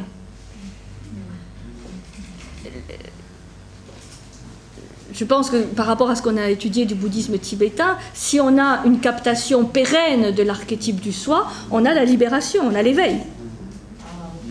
Elle peut être aussi ponctuelle, cette confrontation. Enfin, mais elle est accessible. Puisque certains alchimistes ont réellement finalisé l'œuvre, d'arriver à cette pierre philosophale. Donc c'est l'accomplissement de l'être individuel au sein du cosmos. Là, le microcosme qu'est l'être humain a refusionné, a replongé dans le macrocosme. C'est l'image de la goutte et de l'océan, que je vous avais donné peut-être déjà. C'est la goutte qui est sortie de l'océan pour vivre sa quête de goutte, et qui à la fin se rend compte qu'elle est de la même nature, donc elle peut réintégrer l'océan, mais en étant cette fois consciente d'être goutte. J'avais une question purement formelle. La rencontre de l'archétype du soi, c'est une 5e étape, ou je ne sais pas, est-ce que chaque étape peut parler de 4 étapes? Oui. Sur la 2e étape, là, il n'y a pas de rencontre d'archétype. Non, c'est le fait d'assimiler, c'est une étape d'assimilation, de purification de la confrontation avec l'ombre. La première étape, c'est vraiment la confrontation avec l'ombre. Et l'œuvre au blanc permet d'assimiler vraiment. Vous savez, dans les expériences aussi, il y a des moments où il faut laisser reposer, décanter, purifier. C'est ça l'œuvre au blanc. Donc il n'y a pas de rencontre d'archétype dans la deuxième étape. Hein? Et après, ce qui se passe, c'est dans l'œuvre au jaune, hein, la rencontre de l'animus et de l'anima, et enfin l'archétype lumière et le soi dans l'œuvre au rouge. Est-ce que c'est idiot d'assimiler chaque étape à un élément, la terre, l'eau, l'air et le feu, quelque chose comme ça? Les 4 éléments jouent à chaque œuvre, à chaque étape de l'œuvre. C'est-à-dire, les 3 principes et les 4 éléments sont tout le temps là. Simplement, ils ont un rôle, là aussi, de plus en plus subtil. C'est-à-dire que mettons que la terre ne va pas avoir le même rôle ou la même signification dans l'œuvre au noir et dans l'œuvre au rouge. Dans l'œuvre au rouge, la terre va être sublimée, mais elle sera toujours là. Donc on ne peut pas associer, là ça serait vraiment trop systématique et ça serait trop découpé d'associer chaque étape à un élément. Les éléments sont tout le temps là, les 3 principes sont tout le temps là, simplement à des niveaux, à des octaves différents. Parce que la terre, par exemple, on peut considérer la terre, voilà, la terre de nos jardins, la terre dans tout ce qu'elle a de concret, mais c'est aussi le principe de résistance ou d'inertie. Oui, ou d'ancrage. Il y a d'autres significations de la terre. Donc, pour l'eau, c'est pareil, pour l'air, c'est pareil, pour le feu, c'est pareil. On a le feu destructeur, on a le feu, au contraire, spirituel. Donc, on les trouve purificateurs, on les trouve partout.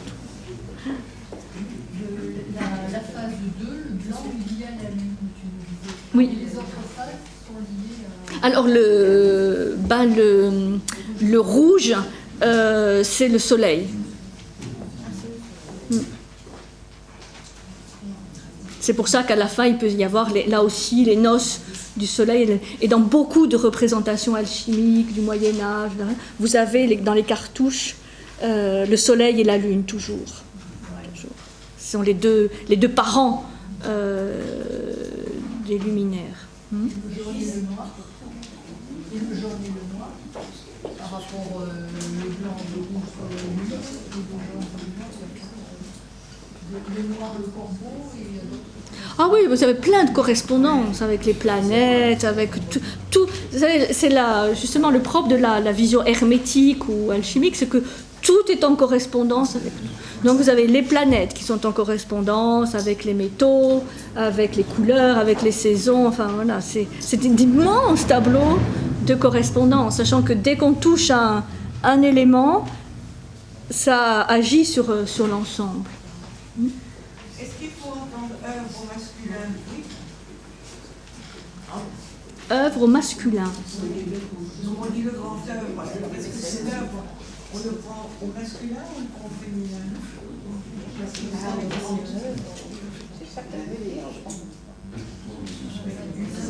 Je ne comprends pas bien la question. On parle de l'œuvre. Oui, mais c'est au masculin ou au féminin qu'on dit. Parce qu'on dit le grand œuvre. Le grand œuvre, oui. Alors donc œuvre, ici on le prend au masculin. Oui. On ne prend pas au féminin. Oui. Voilà, je voulais être sûre. Oui. Ben si, ça change. Ça change tout? Ah, voilà, peut-être. Attention, parce qu'à la fin du grand œuvre, on n'est plus sexué, ni masculin, ni féminin. Au-delà de tout ça. Je ne sais pas si c'est une revendication féministe, là, déguisée. Non, on parle de l'œuvre, oui. Là, il faudrait creuser ce genre grammatical.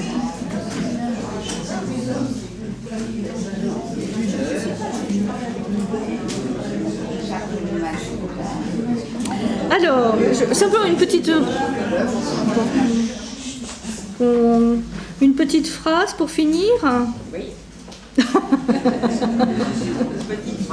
Une petite phrase. Qu'est-ce que j'avais choisi? Une petite phrase. Alors, c'est pas une phrase de Jung. L'alchimie, c'est plutôt un essentiel féminin sur les grandes œuvres. Ah non. Non. C'est la finalité de la quête, c'est de revenir à l'androgyna primordial. Donc,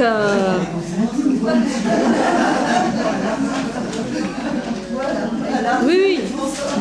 Voilà. Pas hermaphrodite, androgyne. C'est pour ça que vous avez une tradition alchimique dans l'Inde, dans l'hindouisme, aussi, il n'y a pas que dans le bouddhisme, où on représente Shiva androgyne. Vous avez une partie du corps qui est masculin et l'autre partie qui est féminine.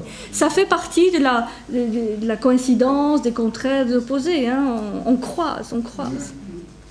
Donc voilà, un jour nous serons... Dans la Bible aussi, l'homme et la femme sont créés dos à dos.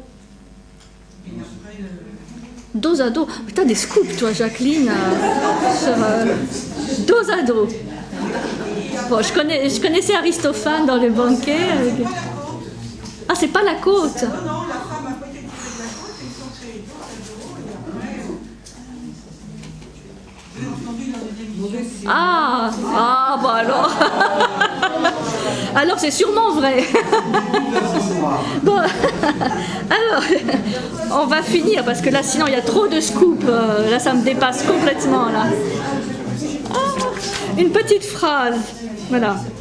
De Françoise Bonnardel, qui est une spécialiste de l'hermétisme, de l'alchimie, grande universitaire, qui dit que Jung incite le chercheur à s'orienter, grâce à l'alchimie, vers cette source à l'inépuisable renouvellement, qu'on le nomme Mercure ou inconscient collectif. C'est une source unique, d'où jaillissent les images, tout aussi diverses dans les formes qu'elles revêtent et dans les langages qu'elles suscitent, que peuvent l'être les couleurs de la matière en transformation, mais néanmoins irremplaçable médiatrice vers les lointains d'une sagesse retrouvée. Bon, je trouve ça assez joli comme expression.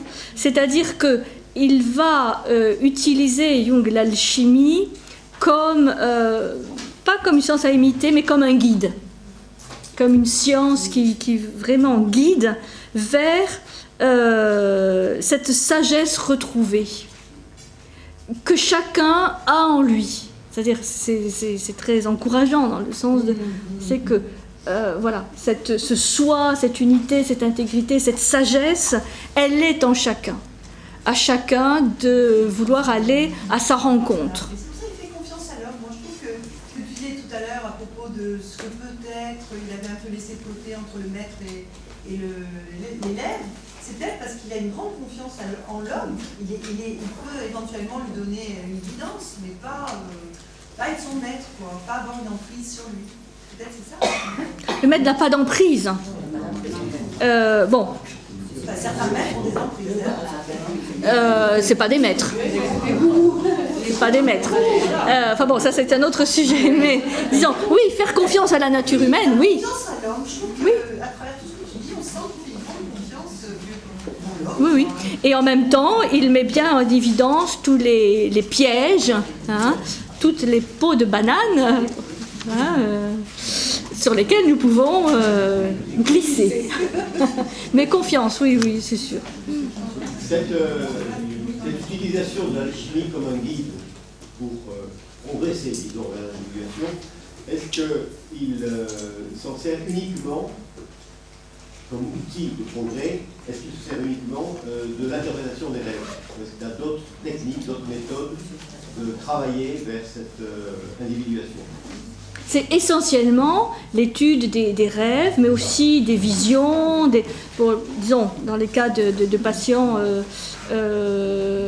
qui ont des hallucinations, des visions, des fantasmes. C'est essentiellement, oui, l'étude des rêves. Oui. Est-ce qu'il a continué tout le temps après qu'il ait abandonné vraiment sa philosophie au profit d'une autre forme de philosophie avec l'alchimie? Est-ce que pendant cette période où il a travaillé l'alchimie, il a continué à avoir des patients? Oui. Tout le temps. Alors, je corrigerai un peu. Il n'a pas abandonné l'une pour l'autre. Ça a été un ajout, un élément complémentaire fondamental. Ça a donné une autre orientation. Mais jusqu'à la fin de sa vie, il a été consulté. Il était consulté par les plus grands chercheurs et par des patients. Il n'a pas arrêté, jamais arrêté. Non. en même temps qu'il il se prenait moins comme sujet d'observation, mais il était à disposition. Et là, en ce sens, on peut dire qu'il a une vie cohérente avec sa pensée, puisqu'il a mis à disposition du plus grand nombre tout ce qu'il a découvert. Toujours sans se sentir maître, mais de voir une obligation de transmettre. Oui, donc il De faut les transmettre. lettres pour transmettre. Et donc il faut bien mettre. Oui, il y en a eu. Vous avez aujourd'hui les cercles jungiens qui sont très vivants, qui existent. Hein. Donc il a créé un courant. Oui, bien sûr. Ouais.